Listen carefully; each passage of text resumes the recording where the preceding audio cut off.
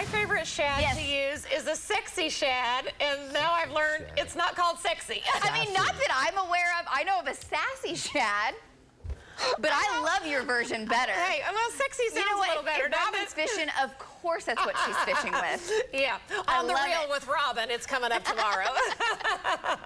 Completely renaming all tackle. That would be amazing. Oh my gosh, that would be so good. I like that. Well, I probably shouldn't Google that at work, but I want to Google that to see if that's a thing. We do have a chance of rain coming up this morning. We're tracking showers. Great news for the ponds. Great news for the lakes. We need a lot more than this, but every drop counts. And we've had anywhere from 1/2 of an inch in far northern Woods, northern Harper, up into Kansas, about an inch of rain. And then spotty showers. Some areas have picked up a couple tenths of an inch. Showers ongoing through Nebraska and Kansas. And we do have still lingering showers up in north central Oklahoma. We've had a few rumbles of thunder. Here's how it's shaping up, moving through Hydro, well, just north of Hydro, all the way up to Greenfield with Tonga. Light rain over O'Keene, back up to Ames, and there's the heaviest cell. Just came through Hillsdale, headed towards Hunter. This will go just north of Garber, and then back up to Newkirk and Ponca City. You're getting some light rain this morning. The storm near Kremlin could crank out a couple pea-sized hail zones at best. It's very small hail, but that updraft is just tall enough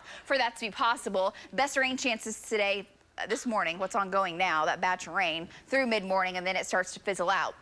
We need more. The latest drought monitor just released yesterday, still showing extreme to exceptional drought across much of Oklahoma. Some improvement is what we've had in the west recently, but we're seeing drought almost across the entire state. No rain in the forecast this evening, which is great for Friday night football games. Norman, one of the big games. There are several, of course, but Norman taking on Stillwater up in Stillwater, 89 degrees, 88 by halftime and 82 by the fourth quarter. It's going to be hot all across the state, so just be prepared. Coming up for this evening, those games are going to be warm. Pike Pass Sky Chem Network. This is live from the fairgrounds. 70 degrees. South wind at about 10 to 15. Lower mid, upper 70s. Still holding on to the 60s where we've got some of that rain-cooled air up north. South winds are 10 to 20. And your forecast for the day today, 82 at noon, 90 degrees for an afternoon high, and still a little bit gusty. South winds 15 to 30. At times. Our average high is 84. We're expecting 90, and there is a chance that we get additional showers this afternoon to develop out in the Texas Panhandle.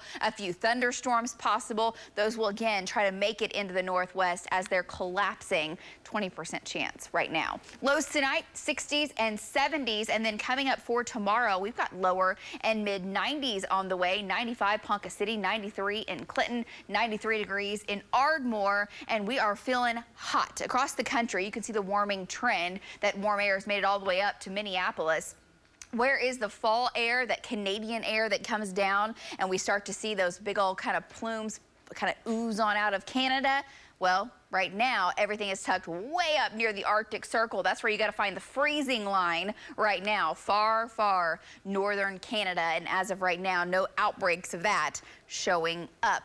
We do have a cold front on the way, and it's arriving on the first official day of fall. But as far as it being really strong and making us feel cold or chilly, that's not the case. High pressure is the case, though, and that is going to dominate the plains heading into your weekend. There's the storm system we've been watching. It was looking like that would swing on through. Now it looks like the heat dome dominates, and that will kind of ride on the northern fringe. It will allow that ridge to kind of break down some into the start of next week. A cold front does make it on Thursday, but it's just losing a lot of its steam by the time it gets to Oklahoma, and we quickly rebound right back up to hot conditions. So for your Saturday, we have a slight chance of rain again and thunderstorms in the northwest.